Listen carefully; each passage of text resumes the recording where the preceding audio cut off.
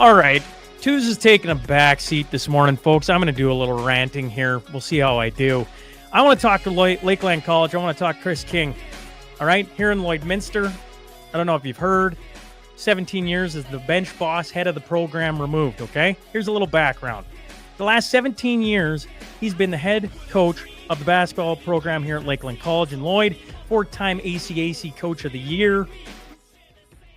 He received just last year Coaching Excellence Award, Coach of the Year for all of Canada. He's the national champ. He's undefeated in 2 bloody years. Pretty freaking successful, I would say. One player makes a complaint. He's out for discipline. And from the sources that I got, it sounds like team forgot a player's bag, jersey bag. They stayed out till 7 in the morning. Discipline invoked. Out the door. Says, no, that's not okay. And to make it worse, they didn't talk to everybody. So they go, okay, Chris, you're going to go sit on the sidelines when we investigate this. Team, would you go play? Coach, would you go play? Coaches won't go. So we're not going with Chris. Team won't go. So they forfeit their first 2 losses in 2+ years. Like, Lakeland College, wake up. If he's so bad, why is the team standing behind him? How about you go ask everybody about this? How about you go talk to all the players? I'm pretty sour this morning, Twos. Yeah, I just saw that this morning. The booster was talking about it, and then I saw a supporting article saying that, well, exactly what you said. You summed it up pretty damn well between the 2 articles that I saw. I was going to rant about something, but it's going to pale in comparison to that, and I know we're on a tight timeline, so... Just sucks. Happening in my backyard. I know Chris well. And they have been a crown jewel of not only Lloyd, they just hosted national championships, but all of Canada. Guy has been like, they've won the league 3 of the 3 last 4 years. The fact that none of the coaching staff and none of the other players are willing to play until he comes back, I think says something. This isn't some Me Too thing. This is bureaucrats making shitty decisions, which is kind of on brand for the Mashup. It is. Mashup 136. We're coming in hot this morning. You're probably going, what the heck is going on? It isn't even 10 o'clock yet. Fair enough. Well, we got this prima donna named Chris Sims in the background. You know, she's kind of a big deal. And we're going to get to our normal intro here soon enough. We got to start early for her, and we adjust everything. Give her any green M&Ms either. Chris Sims. Perrier. I don't see Perrier anywhere here. Chris Sims, how's our favorite lady from the Canadian Taxpayers Federation doing this morning? I'm doing great. I had the privilege of going all the way out to Ottawa. I also call it Mordor. I think I was on the road for like 19 and a half hours yesterday because I took a bus home from the Calgary airport down into Lethbridge. A shout out to Red Arrow. Those guys do a really good job. The drivers are professional, and it was all slippery and gross. So I was happily sitting up front chatting with them. So I'm good. I'm trying to adjust back to like mom life and stuff here at home after getting back from Ottawa and yelling at politicians for wasting your money. Well, it's one of the things that people didn't see. Chris was on the road to Ottawa, Mordor, as she says. And I think it's very fitting. You know, like, you were a superstar. I guess it was phenomenal. We wanted to give you every single clip was just, I don't know. Like, I didn't even know what to do with this morning. I'm like, should we just play like 15 minutes of highlights of highlights? Like, you just totally Tom Brady the whole thing. You were like the best hockey player ever, Gordie Howe. And it was so damn impressive. Well, so what we wanted to do, other than praise you, is give you the opportunity to talk about it and to bring Canadians up to speed on you're talking to Parliament about defunding the CBC. Yeah, for sure. So off the top, it was not just me. This people say this a lot, but it's so true. Massive team effort from the CTF. And sitting right next to me was Ryan Thorpe, who's an outstanding reporter. He's our investigative journalist. We have him on full time at the Taxpayers Federation. And to be fair, I think we manifested this because he and I were talking about this about a year ago, saying, "Can you imagine if we could finally go into committee and put the boots to them and say defund the CBC and journalists should not be paid by the government directly?" And lo and behold, it all happened really fast. So like late last week, I think it was even Thursday or Friday, they're like, "We are summoning you to testify at the Heritage Committee about job cuts at the CBC." They always have some reason, to be fair, like some study they're looking at or a piece of legislation that they're doing in committee. And then they invite witnesses to come in and testify. And so a lot of times people just do a video link up, which is fine for day-to-day stuff. But this time we wanted to go in kind of loaded for bear on this thing. And so I flew to Ottawa. We all put our heads together as a team, and you have to come up with an opening statement that's less than 5 minutes because they will cut your mic. As you probably imagine, they're not really happy to hear from us there, especially because it's the Trudeau government dominating the committee. But the Conservatives formally invited us. And so we went there and said our piece. So the opening statement is what a lot of people saw on YouTube. And then Sheila Gunn Reid very nicely turned and burned a lot of the other clips where we were going back and forth with the members of parliament. Quite often, they were super mad at us because they want to give the CBC more money. So the reason why we do this is like threefold, I would say. One, because our supporters want us to. We have thousands and thousands of supporters, and most of them want CBC. Two, it's an enormous waste of money, the CBC. And I don't think enough people on the national stage really hear that. And three, when you go right into parliament and you're in the belly of the beast, like you're bumping shoulders with all these MPs and their staff, and you're getting reactions and you're kind of feeling the room, you get up in their grill. You get into that kind of national headspace narrative and they all start talking about it. So it did make quite a few ripples, even in, I would say, mainstream media by what we were saying. You know, Chris, if I may, yeah, I the first time I ever had Chris on Twos, I said, you just summarized in a short period of time what would take me like 20 minutes to do. So when they're like, oh, we're only giving the Canadian Taxpayer Federation like these short windows, I'm like, do they know who they're messing with? Like, this is Chris Sims' Super Bowl. She's going to walk in and dominate you. And all the videos I saw, I'm like, if you enjoy this, folks, you know why I bring Chris Sims to the Cornerstone Forum 08 in Calgary, May 10th. Nice little plug there. Is because exactly that. I go, Chris, you get this amount of time, and it's always action packed. So, I mean, seriously, like if they had a team of Scandinavian scientists in some isolated lab up in the middle of the Arctic, devoting their entire careers to making a person in a test tube better suited to this, they could not have done it. Oh, correct. You're embarrassing me. Okay. Thank you, boys. Both of you, gentlemen. I really sincerely appreciate that. It was honestly, I've had a very lucky career. Considering that I've been in broadcasting for 25 years now, you get let go from those jobs for no fault of your own all the time. And I've even worked within the CBC itself for like 6 weeks or so. And so I know kind of how that world works, both mainstream media and brand new media as well, startup and hybrids, like Sun News Network was like a hybrid. And so it was just honestly, things very fortunately came together. And then again, also like, again, my colleague who's right there with me, people go back and watch the actual back and forth, he took a lot of those questions too. And Ryan is like, them. Yeah, you saw them, right? Like, so yep. I like to call him our mild-mannered reporter because I think he's Superman, because that's what they used to call Superman when he was Clark Kent. He is so dedicated to a free press, meaning free from government. There's a thing, I hope it's okay to share this because I am. There's a thing that in journalism where you're finished your copy, where you're writing articles, you do -30 So it looks like a 30 with 2 hyphens on either side. He has that tattooed on his arm. Like, he really means it. And so for us to be able to go in there together into the lion's den and fight for taxpayers and to fight for a free press was really important. And I'm just super, super grateful. One of the trickier questions they thought was tricky was saying, oh, well, aren't you on, True North and Rebel and da-da-da-da? I said, yeah, we are all the time.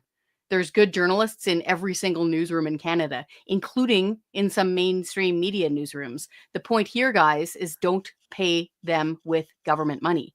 Take journalists off government payroll and then watch who you want. That's free expression. They didn't go end the mashup. We seen you were on the I gotta work mashup you in. Oh, yeah. I have to trigger them, Sean. Now- I want to get a shout out in Ottawa one of these days. One of the other things I want to point out is your Newfie colleague. Thank you. All right, here's Perhaps, a Mr. beauty Joe, if little you could clip. tell me your background in economics and price and climate policies. Sure, I have a Bachelor of Science in Economics from Memorial University, and then I completed a law degree and a master's in business administration with a focus in public policy. And your experience in price and climate programs? Sorry, do you mean if I'm experienced in taxing Canadians? Isn't that amazing? He's pretty damn good. Although I will say the one caveat, I feel like you can't thug life your own clips. Yeah, It's you kind of like I don't giving know. yourself a nickname. But that was very well done. So to be fair, I'll take you into where the pasta is being made behind the door. Devin didn't thug life his own clip. He just dropped that right at committee. So that's actually me and Ryan in the background of that. Yeah. You can see us sitting there and going, we looked at each other. And we have a youth wing of the Taxpayers Federation called Generation Screwed. And there's this great kid. I think he's 20 or something. I'm literally old enough to be his mom, like respectable married mom. He's this kid and he does great work for us. And he loved Devin's I like clip that so much. He distinction. did that to him. He thug lifed him or whatever that is. Okay, we got to talk. We only have so much time, too. Okay. That was a great line. We're going to talk about that after Chris leaves. Well, let's bring up GST with her. Let's Yes. do the GST and see what Chris's thoughts are. I assume somewhere you got a headline for me. Yes, Maybe. I do. We're all out of There's sorts. this one, by the way, but here we go. GST. Wait a second. If you like this and are watching on X, I'm speaking specifically to you, X. Retweet this sucker right now. All right, let's blow this thing up. Like, share, and get a rooster tattoo. Yes, and get a rooster tattoo. It's funny GST. that was completely unintentional tie-in, by the way. GST, this T stands for terrible. Obviously, we're talking about the GST holiday, the $250 check, on and on and on. Chris, your thoughts on this, and I'll make sure you get out of here before Okay, the top I of got the a hour. question to ask her before she leaves on this, by the way. So Okay, so Okay. Chris, allow time. you got a short time frame. I don't know if you're ready for this. So off the top, and I always want to lead with good news. We will never sneeze at a tax cut. So that's great. If you're going to cut taxes, that's always going to be a good thing. We get so many emails from people who are right on the edge, like they can barely afford to cover their basic bills.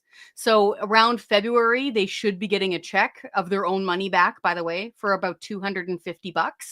That always helps. So we're not going to look down our noses at that.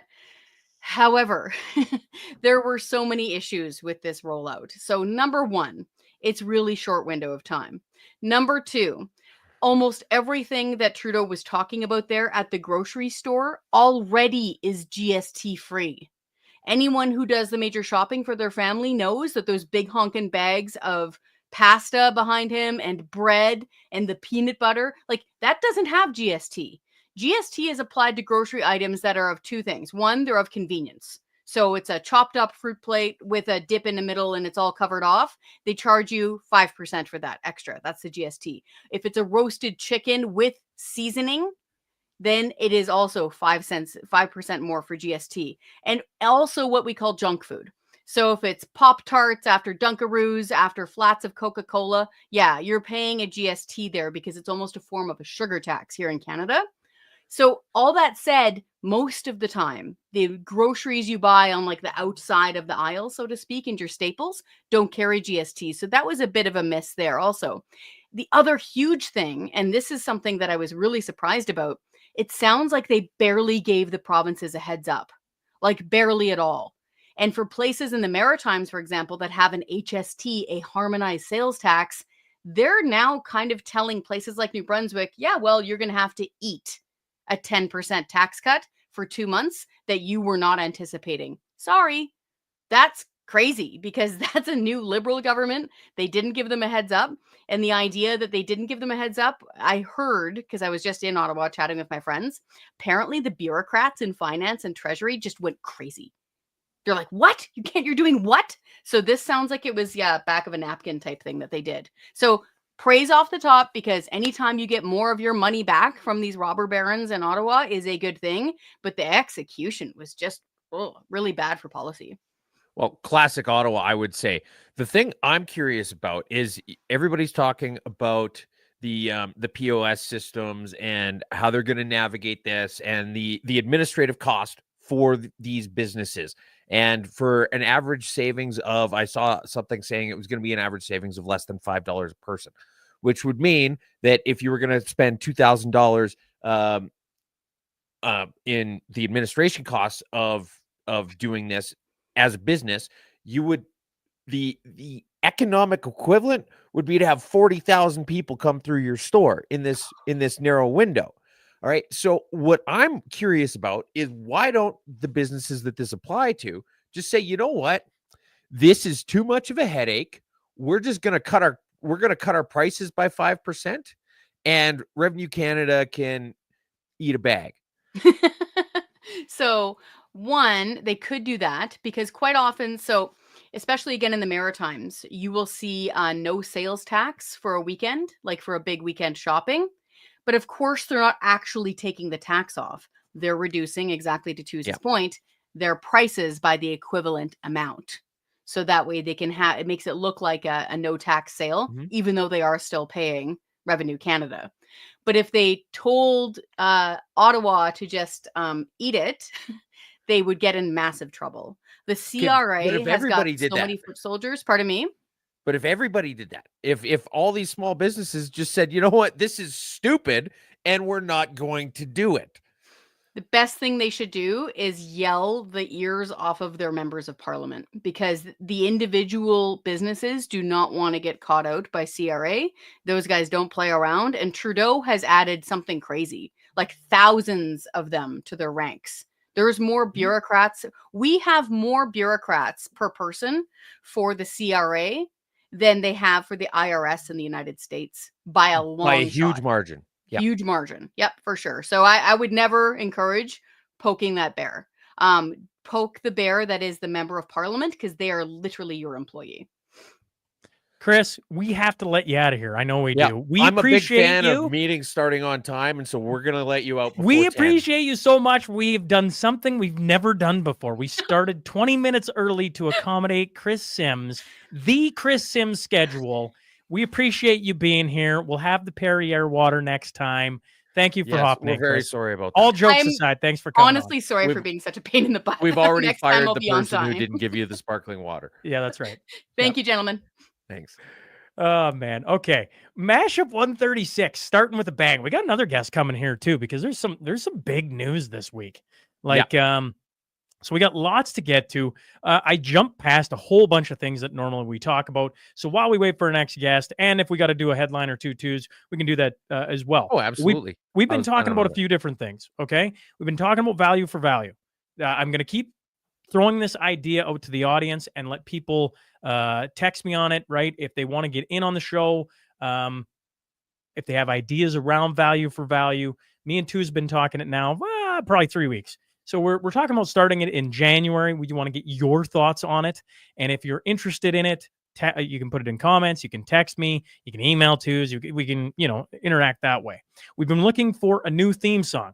Obviously, we've been talking lots about this. I've had a little bit of feedback on that. You playing the Dr. Dre song, I'm like, God, how cool would it be to come out to something similar to Dr. Dre, that like vibe? I don't know. Maybe I'm wrong. So if you know somebody here, until he comes out in the Diddy tapes, but yeah. Well, I'm not saying Dr. Dre. I'm saying something. How bad would it have been if our theme song was "Shake It, Tail Feather," right? Which sucks. Like, that's one of my all-time favorite songs. I probably listen to that song at least once a week for the past 20 years, and now I'm like, I can't listen to this anymore. Happy Airborne Friday, Jamie Sinclair and all the military boys. Shout out to the military boys. A lot of time for all you fine folks. And then the Coots 6.5. Obviously, Anthony Olenek, Christopher Carbert, 6.5 years. We bring it up every week, and normally we'd have an article to talk about. This week we kind of because rapid fired. There was a couple contenders, Yes. but I didn't have enough time to get into the weeds and figure out the finer points of them before they came out. But trust me, there's more stupid shit that gets people in jail for less time than what they're dealing with right now.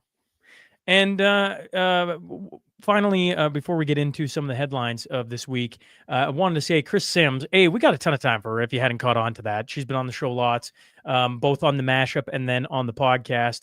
And what she does for Canadian Taxpayers Federation, she's going to be on stage for me May 10th at the Cornerstone Forum 2025. So tickets are on sale for that. If you're watching her going, holy crap, who is this lady? I'm like, that's Chris Sims. I literally had her on for the first time. I was doing a show in Edmonton on media. This is like 2 years ago. And the first time I ever had Chris Sims on, halfway through the interview, I'm like, this lady's got to be on the stage with me. This lady is unbelievable.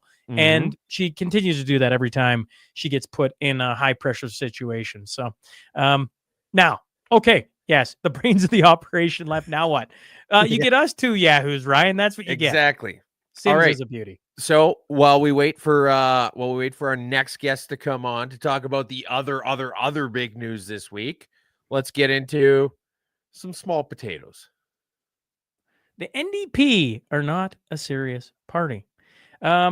Conservatives were criticizing Singh of driving a Maserati, and he says it's not mine at all. Yeah. It's someone else's. It's the other Jag meats. It's somebody else's. And the funny thing was he was very okay. Here's the thing. Imagine you're somebody in media and you're there at that scrum. And he says, well, that wasn't my Maserati that I got into.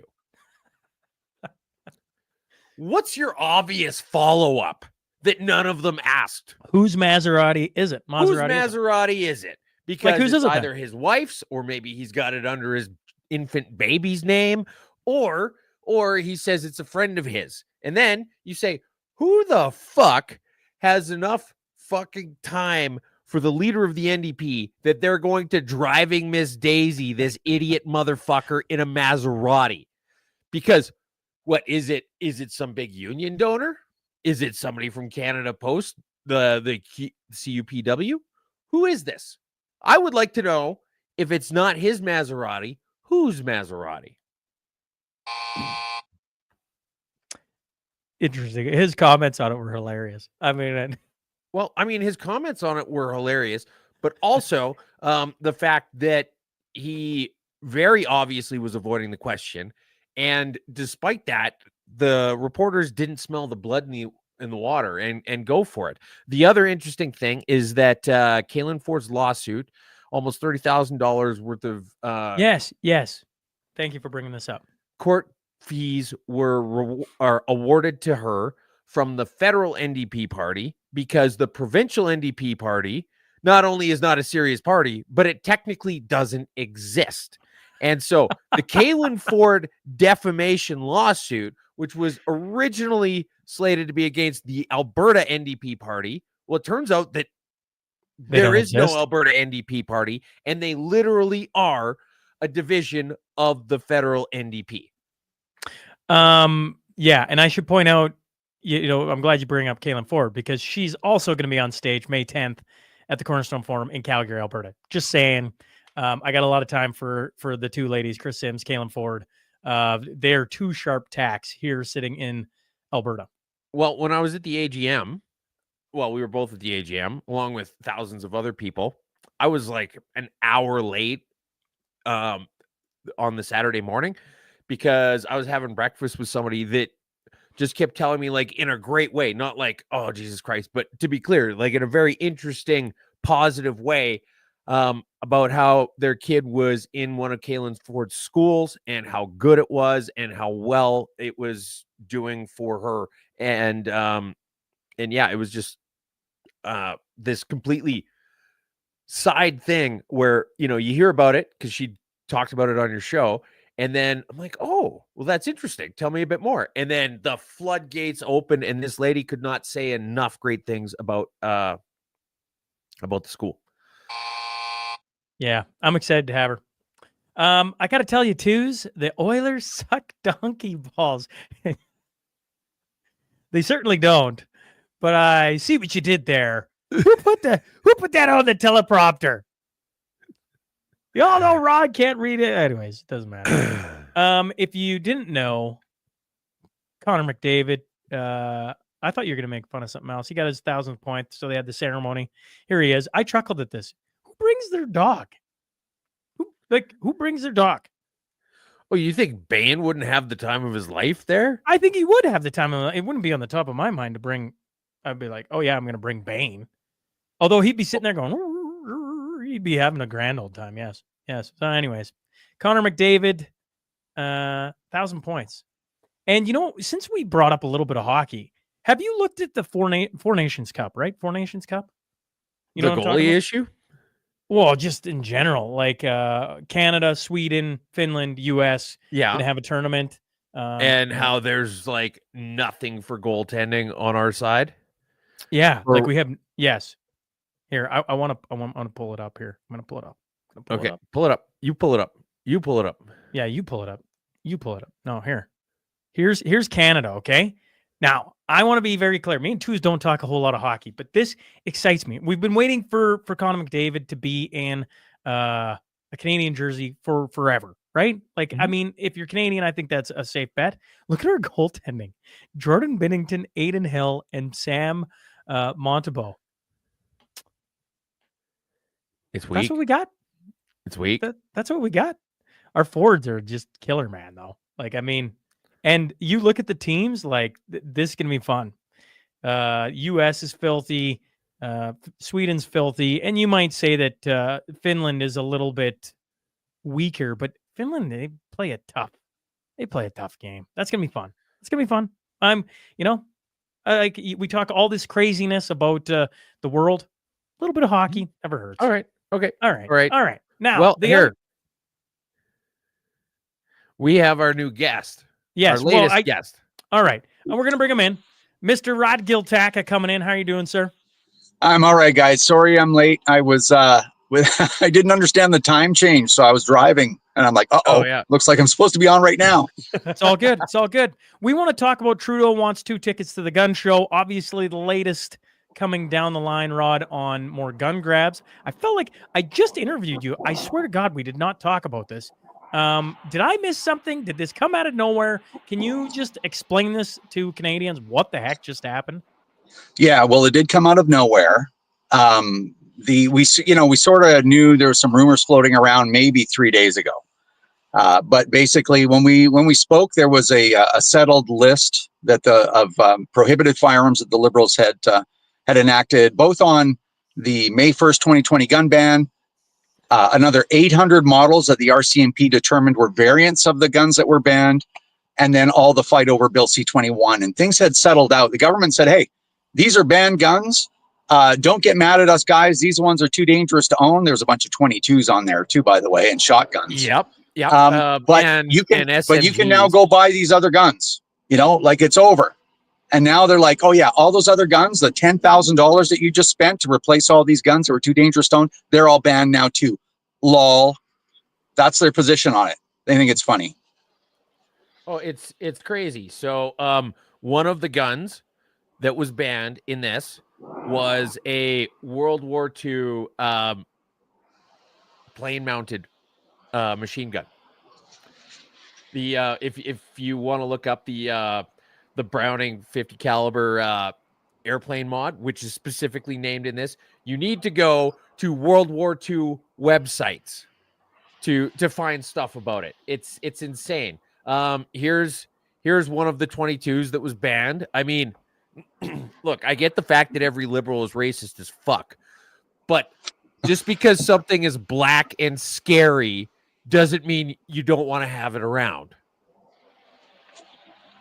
I should point out, Rod, welcome to the mashup, and welcome to Twos. Twos says some things like it is. Am I wrong on this, Twos, and Rod for that matter? Did I read that they want to ban all these guns and then ship them over? Like maybe they could be used in the Ukraine-Russia war. Like, Yeah. or is that just blown out of proportion? So Bill Blair had said every bit of assistance we can offer to the Ukrainians is one step towards their victory. You know what? If we want to send them something that could probably help, how about 55,000 postal workers? They're not doing anything right now. Yeah. Well, the Ukraine thing, I mean, this is the most ridiculous government in the history of the country, the most corrupt government. They're literally looting the country, as we all know. There's a reason why Parliament isn't even moving right now. It's because of their $400 million worth of missing money through the green slush fund. But they're trying to change the channel. And what they do, this is how politics is done. They throw a whole bunch of things into the pot. So number one, Canadians won't be safe, and we will eliminate mass shootings if we ban all guns from everybody, which is of course preposterous. And number two, if you disagree, you're a Russian asset, you're against the Ukrainians because we're going to be sending these 22s and these shotguns to the Ukraine. So this is how they operate. And unfortunately, there's still 20% of the population who are so intellectually soft-boiled that they're fooled by this stuff because they're still voting for the Liberals, according to polls. So anyway, it's just, it's ridiculous, it's preposterous, and it's malevolent. Well, I mean, you're absolutely right in that. I think that we're kind of missing the bigger picture here, though, because we're not talking about how stupid they are. So, for example, just hear me out on this. Everything you said is absolutely correct, and I agree with it. But they're also idiots. Because one of the guns that was banned, I can't remember which one, but I was looking at it last night, is an 87-year-old Japanese bolt-action sniper rifle with this weird, obscure ammunition that I've never even heard of. There's no way in fuck that you're going to send that over to Ukraine because no one's going to have any cartridges to put in it, right? And then one of the other ones is the Walther, the WA-2000. 176 of those were made ever 176 of them. It's one of the most valuable guns at all in history. One of them sold for almost $200,000 or $100,000 or $200,000 a couple years ago in the States. Who the fuck is gonna use a 6-figure gun for a mass shooting? Yeah. Oh well, the whole thing is laughable. And I think it's really important to remember, like the Liberals, these people aren't stupid. And this is what people need to remember. Like, this isn't don't they know that firearm-related violence has gone through the roof? Well, we've had the most gun bans in history of the country. Like they know all these things. They know all of them. This is not a mistake. This is not incompetence. They have the Department of Justice. They got 200 lawyers on staff. Like they know all this stuff. They really don't, though. Like they do. This is pure malevolence. There's a whole bunch of Tippmans on here. Tippmann makes rimfire rifles and paintball guns. I know. I was really disappointed. I was hoping they accidentally put in a 68 caliber in there, and then was going to realize afterwards that it was paintball. It was paintball. But they even had this like. Wait a sec, though. Twos. You're calling them stupid. Rod's saying they're not stupid. Mm-hmm. And then you point out all the things that are stupid. Rod, when you hear all the things that are stupid, why do you not equate that to stupid, but more to like they're trying to gaslight the population into going or whatever you think? Like why do you look at that? Because you brought up how many lawyers they have on file and everything else. Well, and they have the RCMP Canadian Firearms Lab. Those guys know the difference between a paintball gun, a gun mounted on aircraft, and an AR-15 that we would have available for civilians. They know all this stuff. They're packing the list. They're putting as many things on that list as they possibly can because they're trying to show Canadians how determined they are to end gun violence while gun violence rages at historic levels. It's literally gaslighting. Yeah. And they are throwing 2.4 million people under the bus for it. Like, this is how divided and malevolent politics is in Canada right now, because they know those people, meaning us, will never vote for them anyway. So screw them.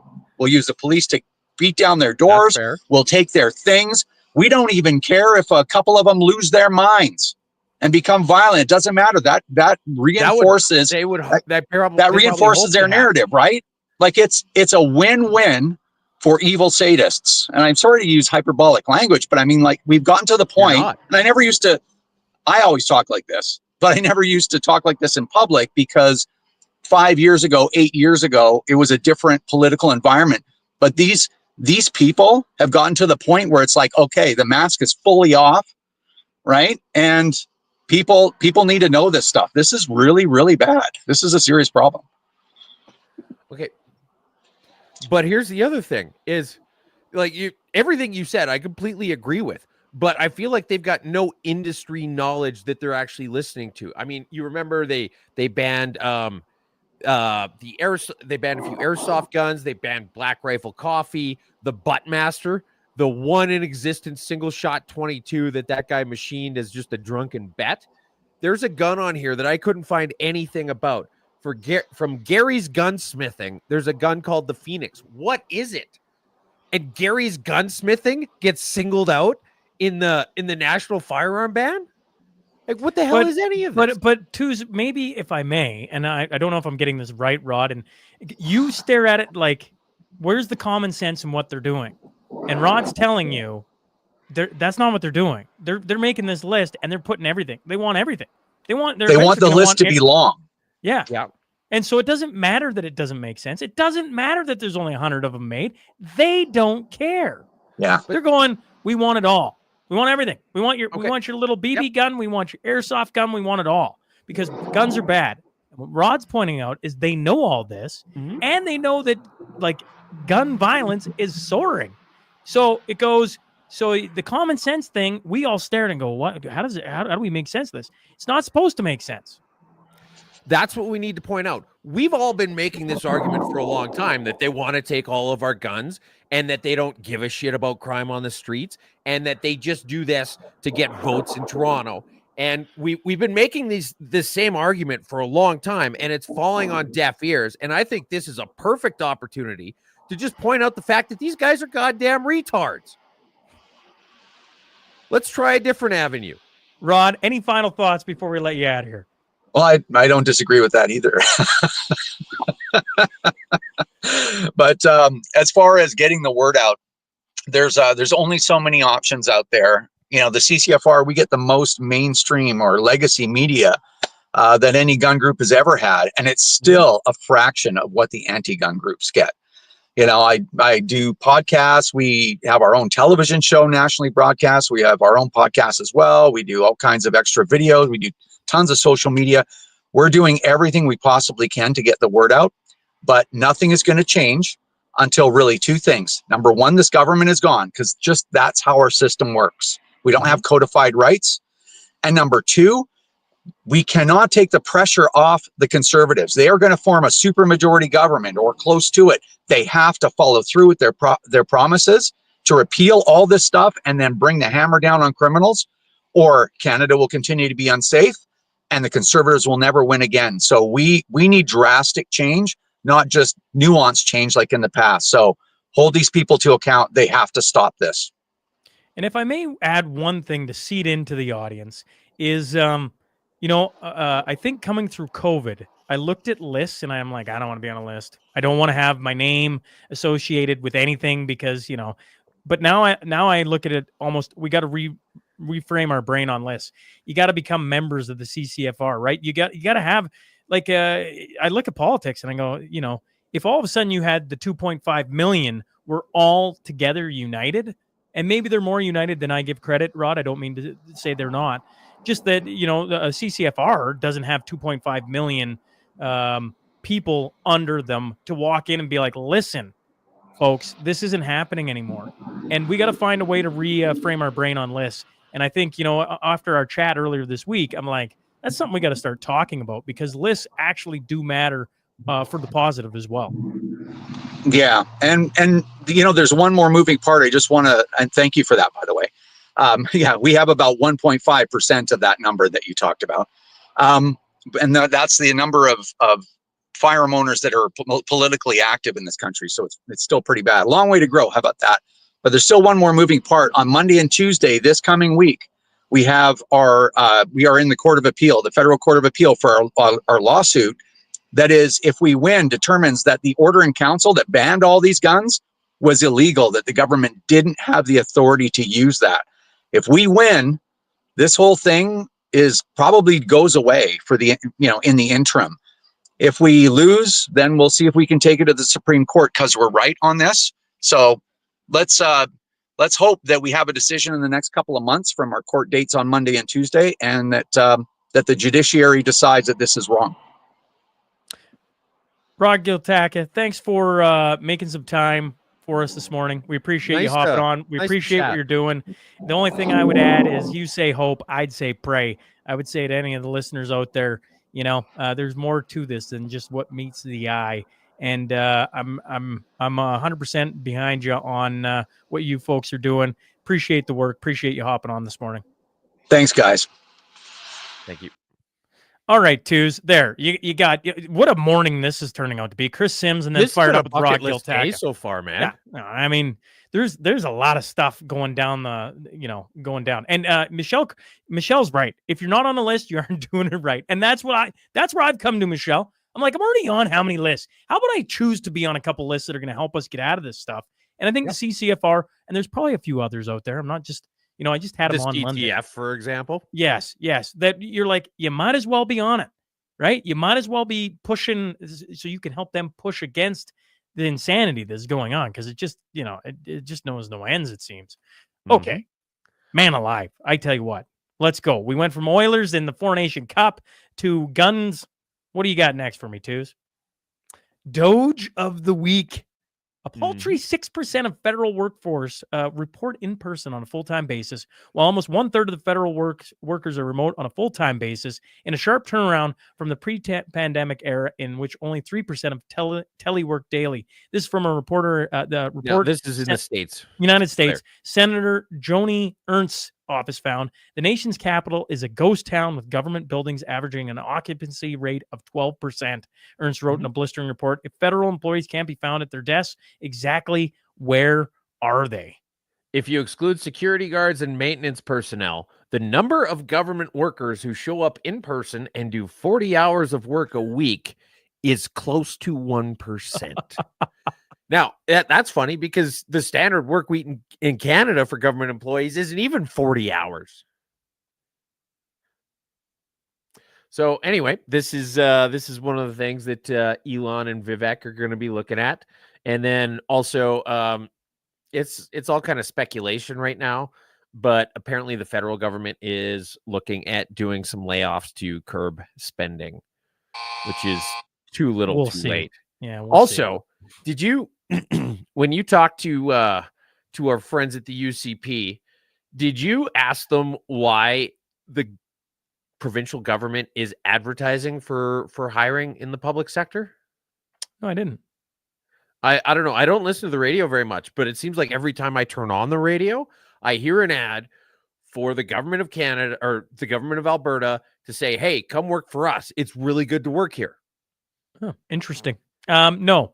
Next week, I have on Jennifer Johnson, Shane Getson talking about Bill 26, 27, 29, which we're going to get to, and Jennifer Johnson standing up to, and basically becoming national headline for just international for saying, can't we just disagree? And no, that was not allowed. India didn't like brown candidate. Yet, yesterday, Boohoo Jen, this is a tweet. Yesterday, Boohoo Jen, that is MP Jennifer O'Connell, used her time presenting a petition that had 35 signatures on it to spread the conspiracy theory that Pierre Poilievre, quoted, could not win leadership unless someone's finger was on the scale. So this is this new thing that's come up, and the CBC's tried to run with it, but it didn't really get much traction because apparently India didn't want Patrick Brown to win. This is the story, is that India didn't want Patrick Brown to win the leadership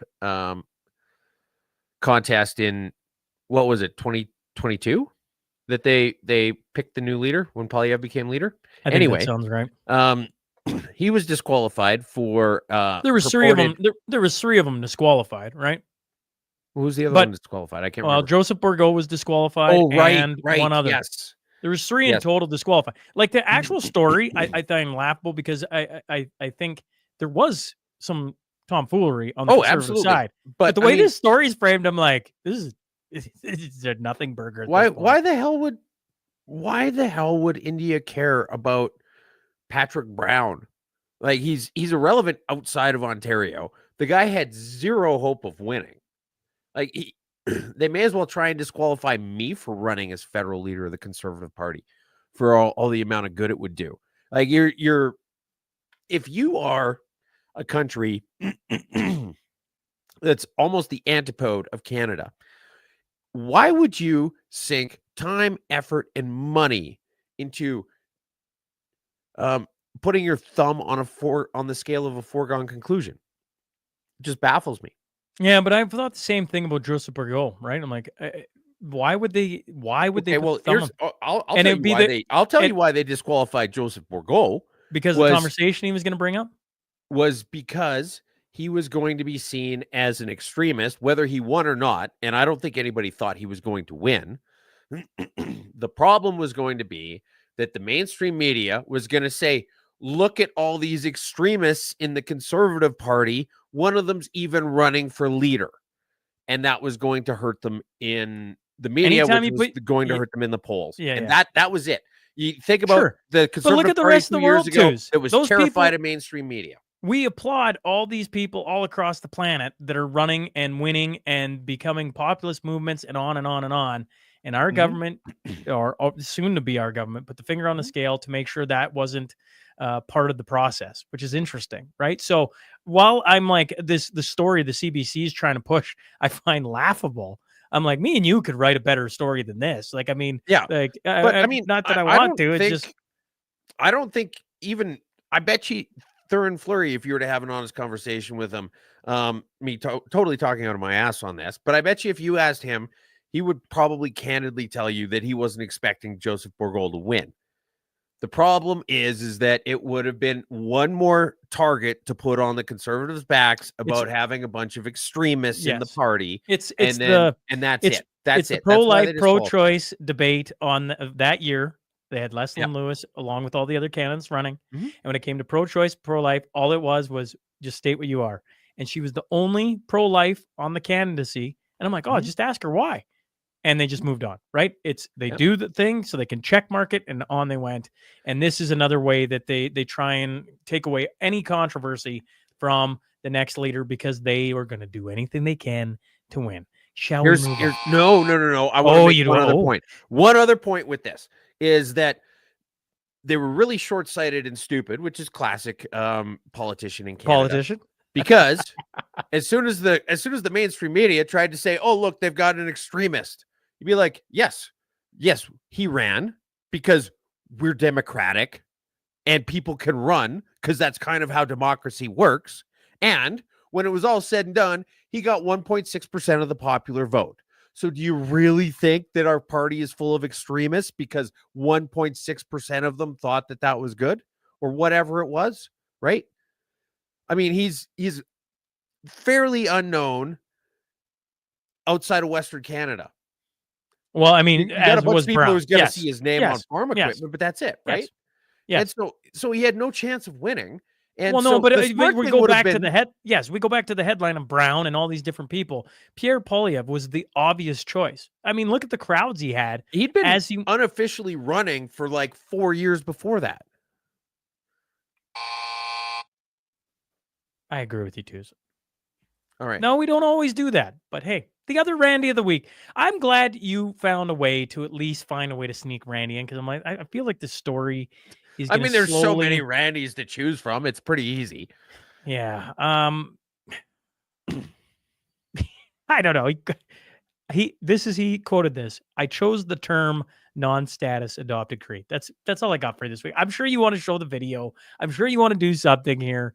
The other Randy, I think we should create shirts. I think we should have way too much fun with this for as long as we can, because the other Randy, I will be truly saddened when this story is something of the past, because him being grilled this week was fantastic all over again. Yeah. So here's a minute and a half, a little bit less of just pure beauty. You said today that you came to the term non-status adopted Cree through consultation with an Indigenous researcher. What was the name of that researcher? I met with Chad Cowie, who was a student. Thank you very much. We know. Thank you. We know who Mr. Cowie is, Professor Cowie is. In an interview with the National Post, Professor Cowie denied your version of events. The National Post quotes him as saying, "I would not say that I gave him the term that he was non-status adopted Cree." Did Professor Cowie tell the truth to the National Post, and do you now want to correct your opening statement? My opening statement was very clear, Mr. Genuous. I said that I chose the term non-status adopted Cree after having a conversation with Mr. Cowie. Okay. So now it's clear that it was. So you sat down with Professor Cowie, and he gave you some advice. You ignored that advice and came up with this term independently on your own. And then you came back to committee and said, well, in the context of conversation, I came up with this term. Frankly, that's what we've come to expect from you, Mr. Boissonneau. But oh, how good is that? The MP from Gryffindor comes out swinging. Oh, well done, Garnet. Yeah. And then there's, Twitter was a fire at some point, the other Randy is going to go into infamy and live on in our memories. But right now, it's just, this story really annoyed me for the longest time. Now I'm like, I can't get enough of it. I hope this drags on until the election, It's kind of like when you're about halfway done a road trip and you just realize that you're just having such a great time on the road trip. And you're just like, well, you know what? In another couple hours, I'm going to have to turn. And I'm going to be sad when it happens. I agree. Via Rail's taxpayers. Via Rail has a subsidy on transcontinental services up to $1,000 and $15 per passenger, a record with trains typically more than 8 hours. Management in a report to Parliament said the Canadian tourist train that runs between Vancouver and Toronto is so frequently late, the delays are at times unacceptable, and they are getting subsidized heavy. Remember when STC, the Saskatchewan Transit Company, the bus service that was competing with Greyhound, got shut down because they were subsidizing something like every time someone stepped on that bus, it cost the taxpayers $200. This is that times 5 because inflation. Every time someone sets their dumb ass on one of these Via Rail trains, it costs taxpayers $1,000. You know what's crazy about it? Like Via Rail is actually nothing, but Via Rail is expensive. Like I don't know. I've never looked into it or done it. Does it even come out here? Yeah. Here, I'm just gonna hop on Via Rail real fast because I'm sure. Well, you just cost us $1,000. Wainwright to Vancouver. Sure, why not? Let's see. What an odd choice. Have they even laid that track yet? I didn't realize there was a train going from Wainwright to Vancouver, Sean. Tickets. Let's see what it says. Round trip. Yeah. Come on, you. This is terrible. People are like, all right, this sucks.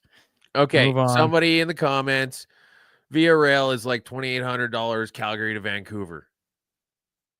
Did you ever see that episode of Archer when they were trying to bring back the blimp? Where there was that guy who started a blimp company and then it ended up being a horrible decision. And so he was trying to sabotage his blimp company. But he's like basically the gist of it when it all comes out is that you've got this thing that's just like a floating bomb that travels at 1/10 the speed of everything else. And believe it or not, it was a bad business decision.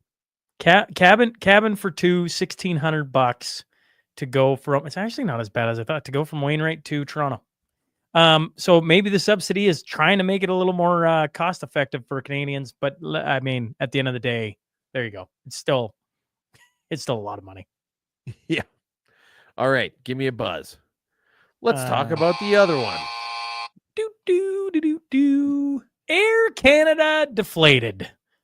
Air Canada economy basic fare tickets. Man, that may bring up some PTSD if you've been listening to this show because it was WestJet before. Yep. The airline's lowest tier purchased on or after January 3rd will no longer include carry-on baggage, meaning you can only bring one personal article, 16 by 33 by 43 centimeters, such as a purse or laptop bag on flights within Canada or to the United States, Mexico, Central America, and the Caribbean. Other international destinations will still allow you to bring one personal article and one carry-on bag. So what happens to the carry-on size bags? They will have to be checked like larger items at a fee of $35 for the first item and $50 for the second. And if you arrive at the gate with an ineligible bag, the fee goes to $65. So no more carry-ons, So twos. it's just this voluntary disclosure. Like if you pay for it on this side of the wicket, it's $35. But if you try and get in and you find out later on that you can't get it in, it's $65. I love how it's just this little kind of implied threat of you trying to like sneak under the radar with that. I wonder how many people are gonna like somebody is going to develop a computer bag that opens up and you can like it fold in clothes and just carry it on. Yes. Well, no, it's gonna be like a fat suit.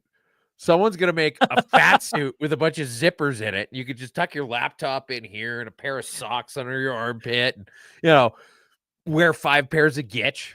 And So people are gonna do this where like because they're gonna have like 3 jackets on, or it's gonna look like 3 jackets, and they're gonna have a whole bunch of stuff just tucked in everywhere. Phone. You know what they're going to say charger cords next is leaking you're out not the allowed a back. jacket. No jackets. Coat check. You got to pay for coat check. Yeah, I could see that.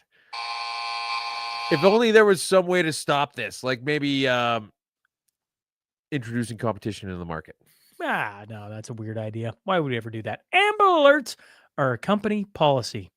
The first subheading under equity in the Toronto Public Library's list of values is accessibility.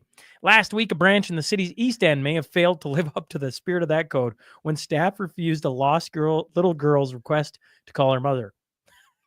That's it. That's basically it. That's it. This little girl was lost, and so she went into the library and asked if she could use their phone to call her mom because she was lost.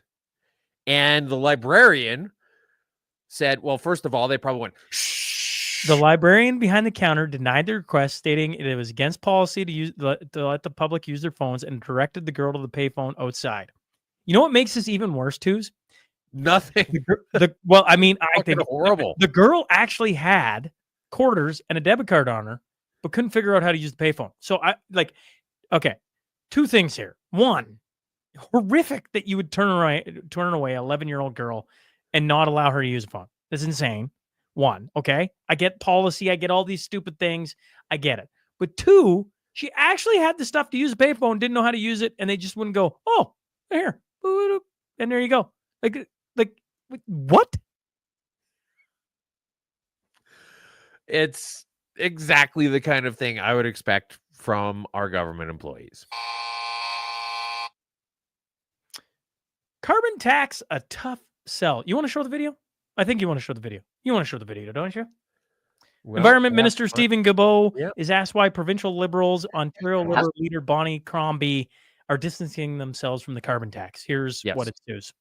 So that's basically what's happening now is that the provincial Liberals, who in a lot of cases are dropping the name Liberal, are also no longer supporting the carbon tax. Provincial Liberals are running away from the consumer carbon price. How come they're running away from that policy? If it's so good, it's economists want it. How come all your other provincial... Because it's tough politically, and fighting climate change is difficult, and that's where you see leadership. Are you saying Ms. Crombie's not showing leadership? Are you saying she's a weak leader? Are you saying she's That not was a showing good leadership? follow-up. I'm saying that it's tough to fight climate change, and being a leader is doing difficult things sometimes, even if they're unpopular, but they're the right thing to do.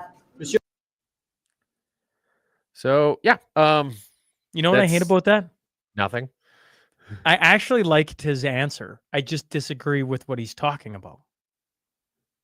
Leadership is about doing difficult things. name one instance where the Liberals, I know. in That's any what I'm saying. sincerity, I have hear him, done and a I'm like, difficult thing. I actually agree with that unpopular. sentence.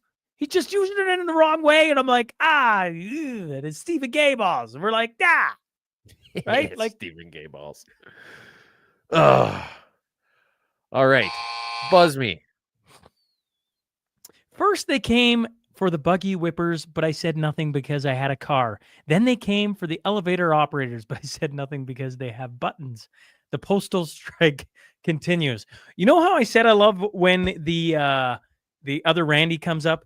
This postal strike, just for two's headlines alone, folks, can last another 6 months because I love reading these headlines. As the strike by the Canada Post workers nears the end of its third week, a new poll by Angus Reid finds Canadians split in their sympathies between Crown Corporation and striking employees. However, the same poll also noted that a sizable majority of the more than 3,000 surveys said they were minimally affected by the strike, or in some cases, not at all. It said when it came to impact, almost a third, 32%, said they hadn't been affected at all, while almost 47% answered yes, they've been affected, but only a little.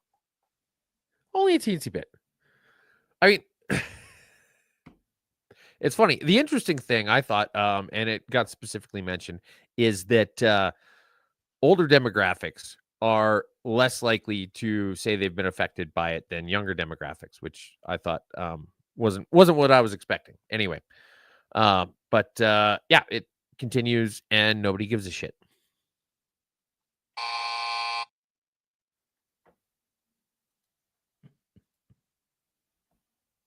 A swift way to blow taxpayer money. Federal Cabinet Minister Harjit Sajjan is defending his decision to accept taxpayer-funded Taylor Swift tickets for himself and his daughter. Pavco said it was hosting about 40 guests in BC Place suite at each Swift concert, including government officials and business partners. All guests were being asked to make a significant donation to the Greater Vancouver Food and Food Banks BC, Pavco said. The Greater Vancouver Food Bank told CBC News that Sajjan made a $1,500 donation for the tickets, in lieu of the tickets. Yeah, which is interesting because the tickets in the nosebleeds behind the stage are going on StubHub for like $900 each. But he exempted himself. So if you make a charitable donation in recompense for a politician gift, you absolve yourself of the conflict of interest. It's this neat little loophole they have. Funny how many though there are of those. But yeah, so he made a $1,500 donation. He had tickets already. He sold them, made a $1,500 donation to get these tickets, which I'm willing to guess were an upgrade, because why would you sell tickets you already had to get new tickets unless they were better tickets? And the nosebleeds are hundreds of dollars more than the tickets, that the value of what he donated to the food bank. I feel like this segment should be called Politicians Being Politicians, but hey, that's me. Yeah. And so for Pet, the charity was the food bank, or one of the food banks in Vancouver, which have been fairly busy lately, to be fair. But that's because of people like Harjit Sajjan. Isn't that convenient? Are we talking about CBC? No, we're talking about the Doug Ford's CBC actually think Pierre should stop talking about the border? No. Oh, shoot. I may not have put the link in here. So that was the Doug Ford thing you were asking me about. I got the thing 50, I asked. The thing I asked too is about, folks. I literally asked him, "What the heck's the Doug Ford thing about? Is it about this?" Yeah, it's about that. I'm like, okay, that doesn't make any sense to me. But hey, whatever. And here we are. Isn't that convenient? Yeah, Two's not doing his homework. Carry on.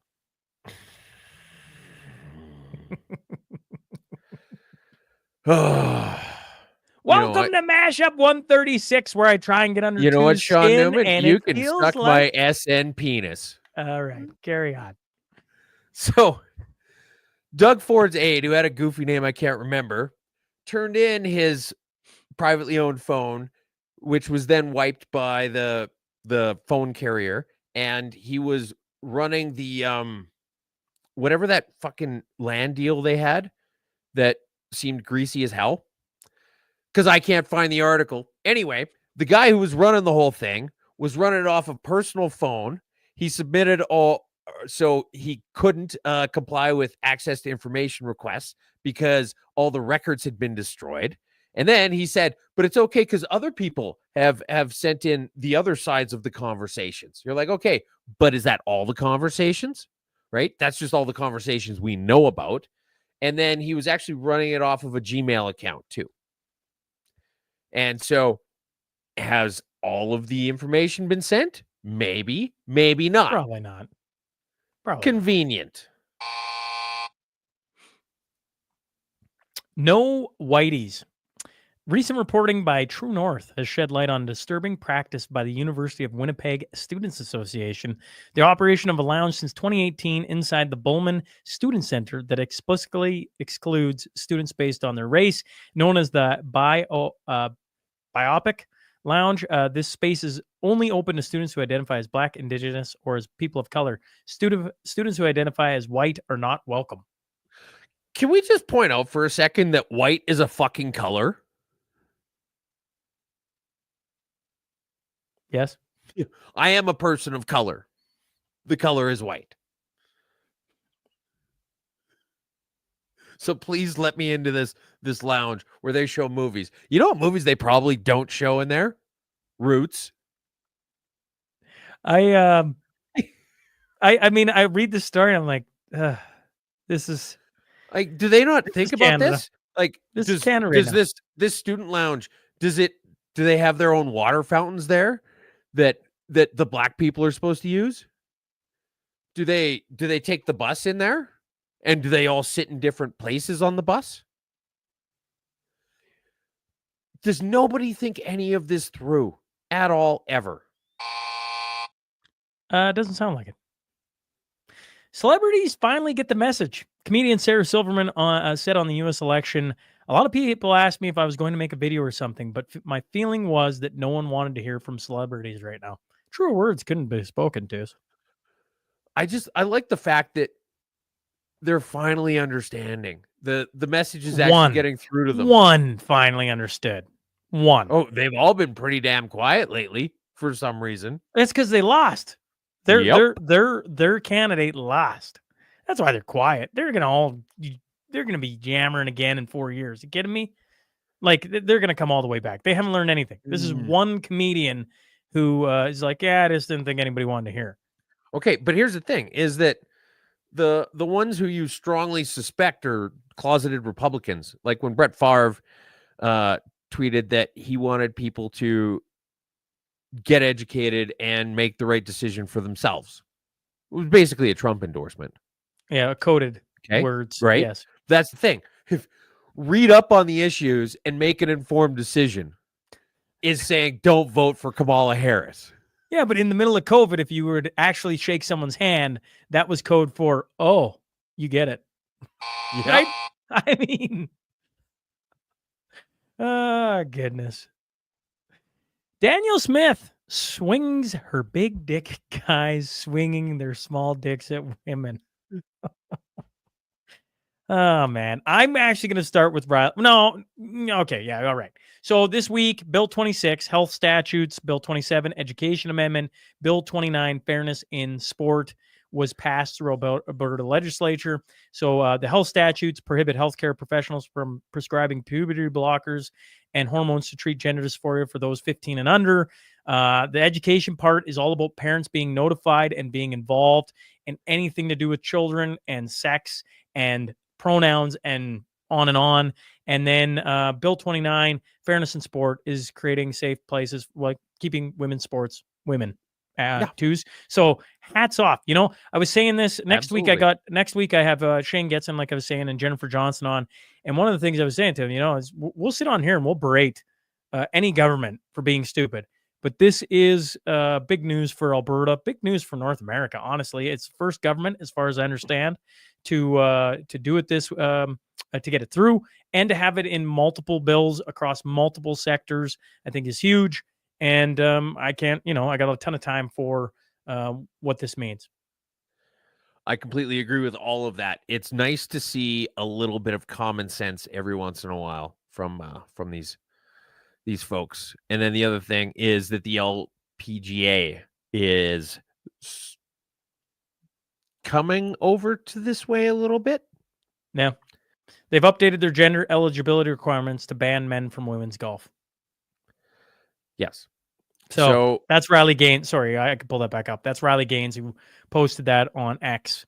And so, yeah, that's pretty big news. I actually got in a discussion with Dave Collum about this, and I was like, if we don't take a stand, you're gonna have a male winning the LPGA. Like, that's insane. And it's good to see that Bruce Jenner was Woman of the Year. So I realized that's what I mean, is if you don't, yeah. I mean, that's why it's pretty cool here. Bring it back to Alberta. Alberta's put things in place. Shout out to Linda Blade, who wrote a book on the difference between men and women in sports, and April Hutchinson, who is in studio, and there's others, right? Jennifer Johnson for literally getting berated by a trans woman about not agreeing that women and trans women are the same thing, right? Like, I mean, all those things added up to it getting to where the government felt like they could probably get it through. Am I wrong in thinking that, too? I think that it definitely surged the support for it. I mean, there's just such a fringe minority left with the unacceptable view that you can magically become a woman by cutting your dick off.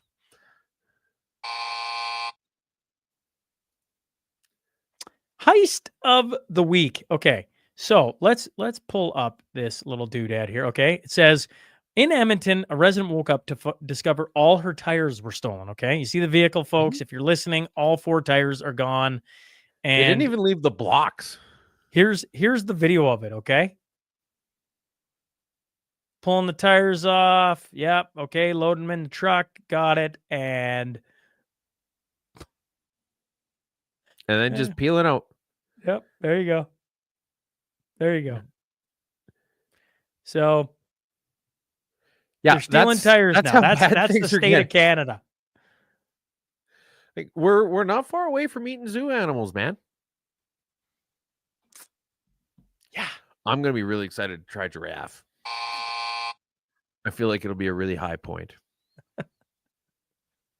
Rapid fire news. Okay. Due to having 2 guests, the fact we're at an hour and 10 minutes already, 11 minutes, we're going to do a different version of Goofy News. It's rapid fire news. 2s, hit me. Oh, you want me to take point on this? Oh, no, I thought you were going to hit me with am I just reading the headlines? All right. Canadian Armed Forces sent a questionnaire to soldiers asking them if they had purchased extremist group merchandise such as Make Canada Great Again hats. Timothy Caulfield, Coronation Medal winner. He said, dark times for science. Dark times indeed. We literally talked about how full of shit this guy was about 2 weeks ago. And he won an award for being full of shit. Correct. These are meaningless awards, okay? And as an award-winning podcaster, I can say that. All right? $3.5 billion in Liberals' COVID business loans went to ineligible recipients, Auditor General finds.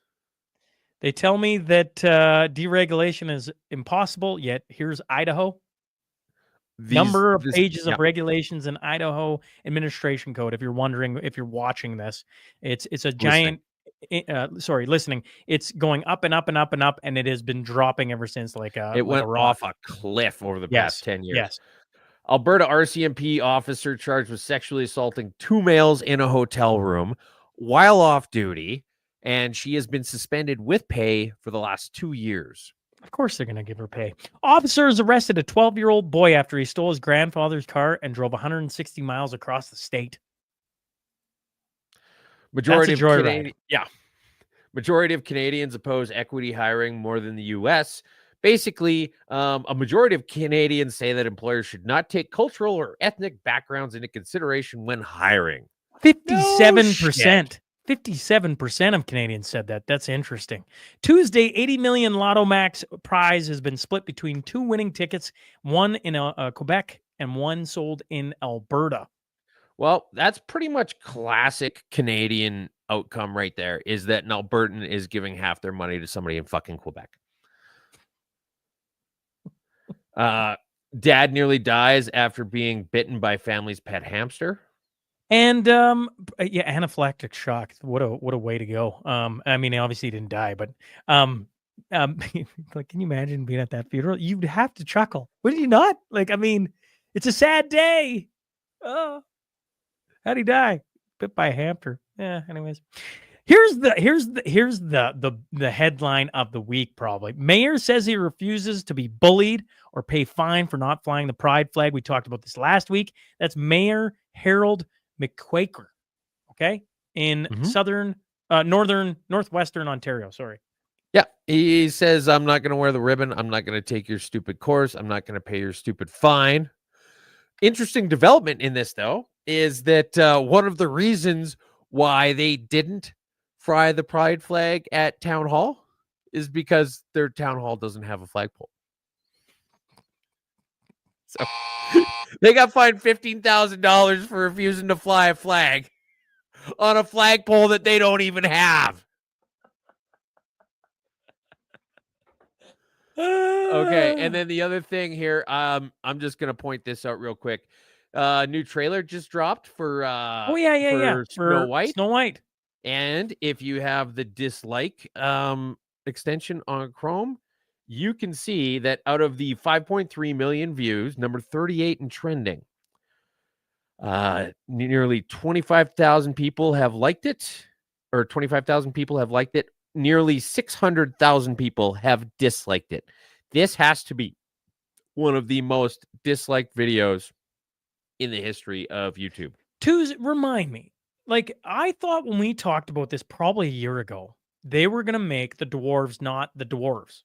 Did they change that somewhere along the line? So the original plan was that they had a whole bunch of gender diverse dwarves, because they needed more representation, because midgets are in too many movies already. And so we need to have black midgets and Hispanic midgets and all this different stuff. And it looked horrible as hell. And then they ended up scrapping the idea entirely. And then they went with these animated monsters. So I guess I watched the trailer and I'm like, oh my God, the divert, like, at least it resembles Snow White now. I mean, somewhat. Yes. I get the dislikes of the trailer, but me and you, when we talked last time about this, which has been a while back, they were talking about having pretty much everything there. I agree with, yeah. They needed this rushed. Sort of, yeah. Well, I mean, the whole thing's been rushed. It's rushed in the sense that they've had to just change their mind on a whole bunch of things, and it's been not very well. What do you call it?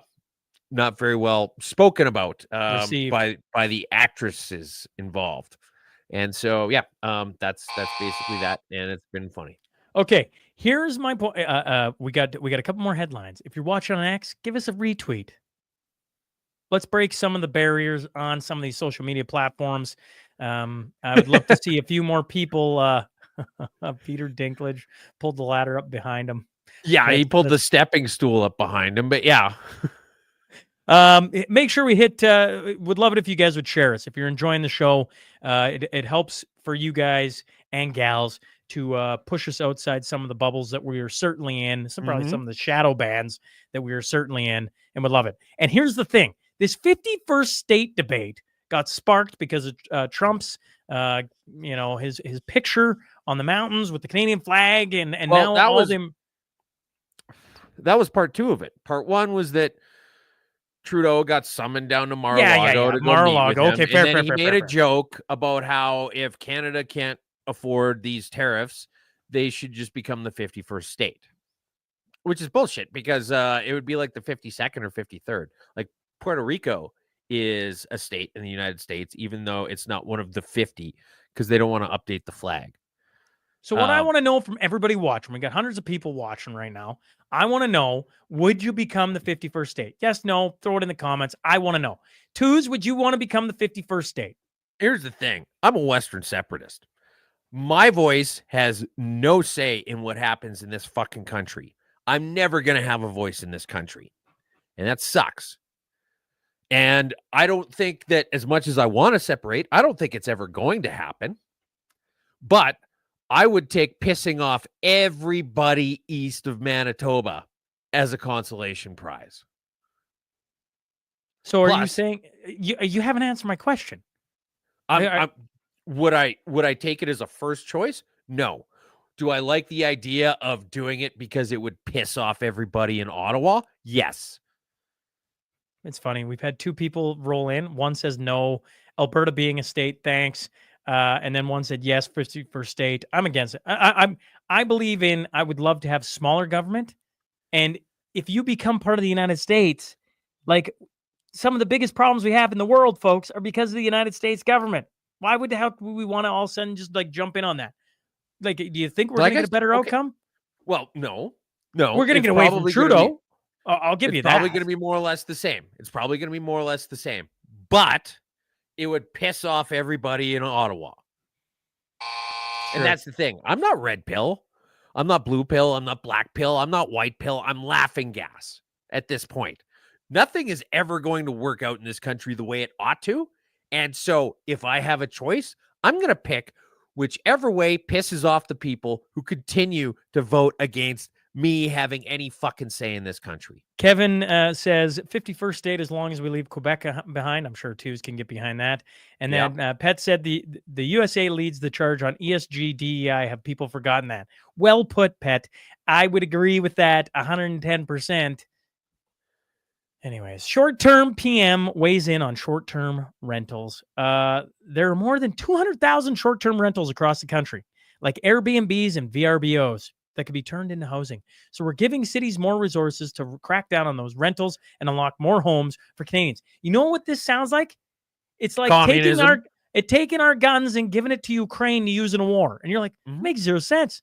Now they're going to take your houses that you own and they're going to give them to this giant housing problem that isn't going to solve it either. Like, what are we talking about? You think you own your house, Sean? Yeah. Quit paying property taxes for a year and see how that goes. Right? But yes, these are our fucking assets. And people have spent a lot of money investing in these things. Here's the problem is this is basically just regulatory uncertainty. And that causes hesitation in markets, which means that no one's going to want to do basement suites. No one's going to want to do any of this stuff that is going to build up the economy that would help us afford all of these extra people that are coming in legally and otherwise. Yep. Yeah, this is a mess. I can't like this is, and I brought up the tweet just so people can see that Trudeau put this out on X. This isn't something that me and Twos pulled from somewhere, like scraped from an interview, right? Like this is an actual tweet that he put out, and I can't with this guy anymore. You know, I talk about. I hope. What was the breaking point for you? It's probably about 9 years ago. The other Randy I can handle. I think that's almost as comical as it gets. This is getting to. I think it can't get any worse, and it gets a little worse. So, fair enough. Yeah, let's do some happy news. Let's do some happy news. A man in Canada's far north leapt on a polar bear to protect his wife from being mauled, police said. The incident happened in Fort Severn First Nation, a small community of about 400 people in the far north of Ontario. Dude jumped on a bear's back. How you doing? That guy needs a medal, you know?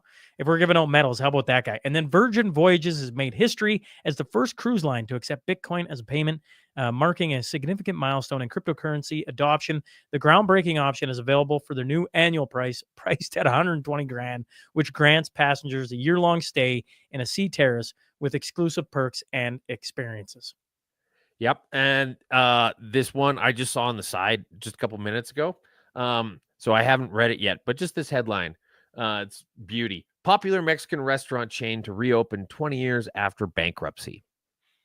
And it's called Chi-Chi's somewhere in the States. In Cincinnati, a Cincinnati Mexican restaurant is reopening because it went bankrupt, but it was apparently popular. That polar bear thing though, like that's just legit. How awesome would that be? Yes. Because for the rest of your life, you know, you'd go to give the missus a back rub and she'd say, "No, I have a headache." And he'd be like, "Yeah, I had a headache after the polar bear bit me in my face." but I still went through with it. And then she'd be like, okay, yeah, you're right. You know, or what I would absolutely want to use this card for way more than that be, what do you want to have for dinner tonight? I don't know. Well, you pick something because you need to choose something because I chose to jump on a fucking polar bear. So no more of this. I don't know, whatever. And then I'll list every restaurant within 50 miles. Mashup 136. Okay. Mashup 136 community notes. We're here. We're going to start here. Okay. May 10th, 2025. This is coming back. Flipping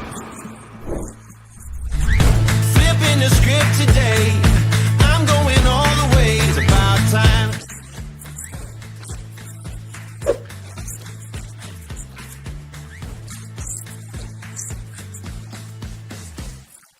It's a good day coming. It's a good day coming.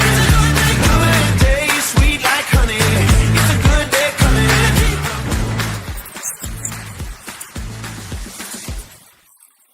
It's a good day coming. It's a good day coming. It's a good day, sweet like honey. It's a good day coming.